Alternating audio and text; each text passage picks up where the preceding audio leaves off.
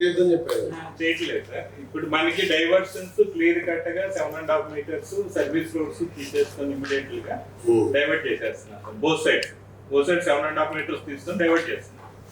చేసి centre open చేస్తాం. ఇప్పుడు తోటపల్లి సింగిల్ స్పాన్ 6 lanes ఇచ్చాను సార్. అక్కడ స్పేస్ అందుకని చెప్పి బోత్ సైడ్స్ ఇప్పుడు క్లియర్ చేసేసి మిడిల్ డ్రైవ్ ని కూడా క్లోజ్ చేసి మొత్తం పేమెంట్ చేస్తున్నాం. మీటింగ్ సర్వీస్ రోడ్స్ ఇప్పుడు నెక్స్ట్ ప్లాన్స్ ఇప్పుడు ఇమిడియట్లీ మీరు మండే రోజు వెళ్ళండి. లోకల్ కలెక్టర్ కు భువనగిరి కలెక్టర్ చెప్పి అవసరం ఉంటే నేను నాకు చెప్పి నేను కలెక్టర్కి ఇన్ఫార్మ్ చేస్తా. సర్వీస్ రోడ్ క్లియర్ చేయండి.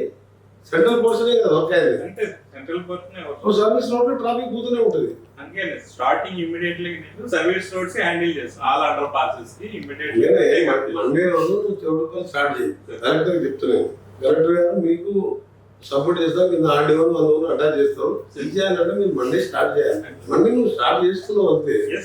ఇంకా నేను మీకు ఫస్టే చెప్పినట్టు మీరు ఇంతకంటే ప్రియారిటీ రోడ్ ఏముండదు.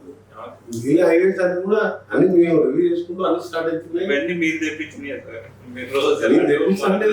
ఎంపీ కాబట్టి అవకాశం వచ్చింది. వాళ్ళు అనుకోకుండా అదే మినిట్స్ చేయాలి, తొందర చేయాలని.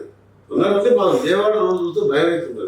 తొందర టీవీ పెట్టగానే చిట్యాల ముంగాల ఆకుబాబుల ఈనాడు ఆఫీసు రోజు 5-10 మంది అయిపోతుంది. మనకి ఏమనిపిస్తుంది చెప్పండి.